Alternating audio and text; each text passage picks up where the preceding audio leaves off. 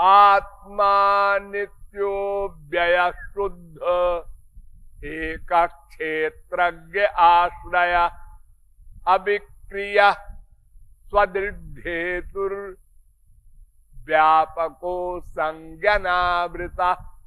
भागवत, ये 12 गुण होते हैं आपके आत्मा के। ये आत्मा का परिचय, लेकिन शरीर का परिचय भी होता है।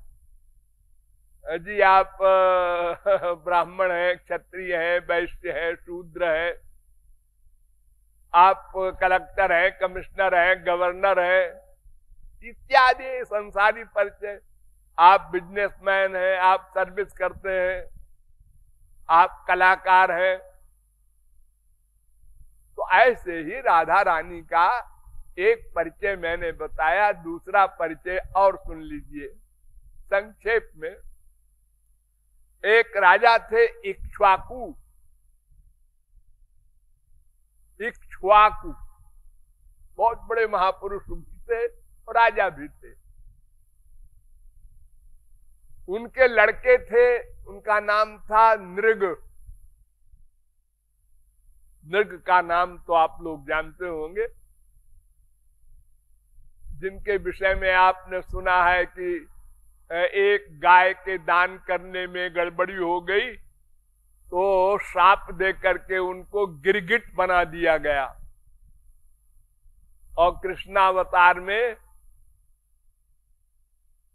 जब द्वारिका में श्री कृष्ण के लड़के प्रद्युम्न वगैरह खेलते खेलते एक कुएं के पास गए तो देखा बहुत बड़ा गिरगिट उसमें पड़ा था।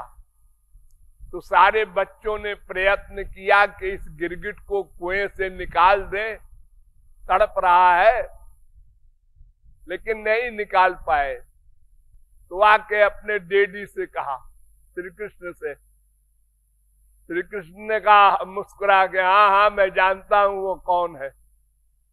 फिर श्री कृष्ण गए और अपने बाएं हाथ को लंबा करते करते करते करते गिरगिट को पकड़कर बाहर कर दिया। वही राजा नृग थे। फिर वो देवता की शक्ल में हो गया और चला गया दिव्य लोक में। तो वो नृग थे। उन नृग के लड़के थे, उनका नाम था सुचंद्र। सुचंद्र ये भी सिद्ध महापुरुष थे और राजा भी थे।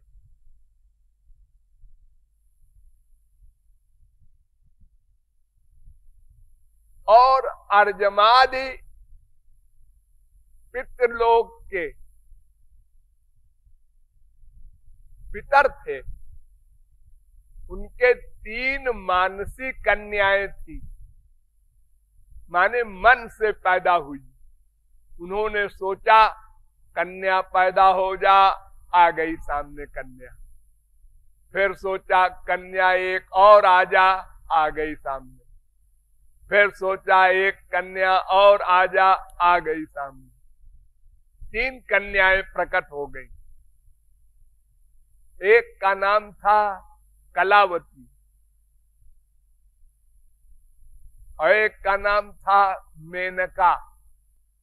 वो स्वर्ग वाली मेनका नहीं, एक दूसरी मेनका है। और एक का नाम था रत्नमाला। ये 3 मानसी पुत्रियां थी। तो कलावती तो सुचंद्र को दे दी गई, नृग के लड़के को, और रत्नमाला विदेह जनक को दे दी गई, उनसे ब्याह हो गया।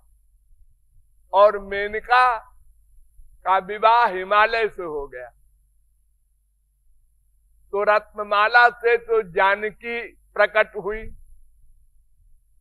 जानकी की मां है वो।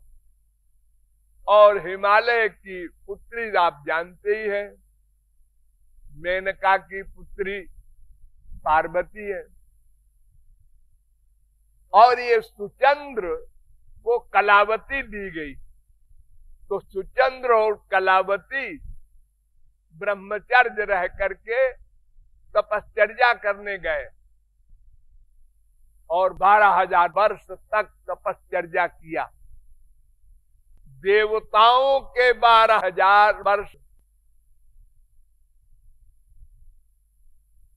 3,60,000 वर्ष हम लोगों का, देवताओं का 1,000 वर्ष होता है। तो 43,20,000 वर्ष का हम लोगों का, देवताओं का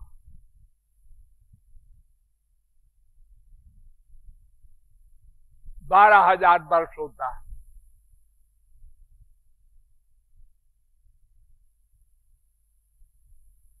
इतने दिन तक तप किया ब्रह्मा।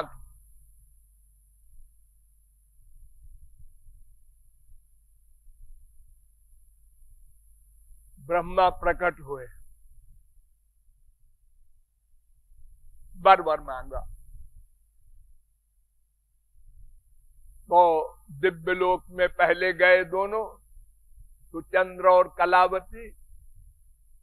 फिर ब्रह्मा ने वर दिया कि द्वापर में तुम दोनों वृषभानु और कीर्ति बनोगे और तुम्हारे यहां राधा का अवतार होगा।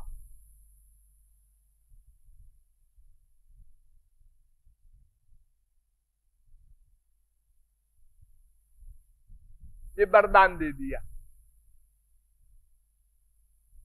तो सूरभानु राजा थे, उनके घर में सुचंद्र प्रकट हुए वृषभानु के नाम से। सूरभानु के लड़के वृषभानु। और एक भलंदन थे मुनि, उन्होंने बहुत बड़ा यज्ञ किया। तो उनके यज्ञ कुंड में कलावती प्रकट हुई,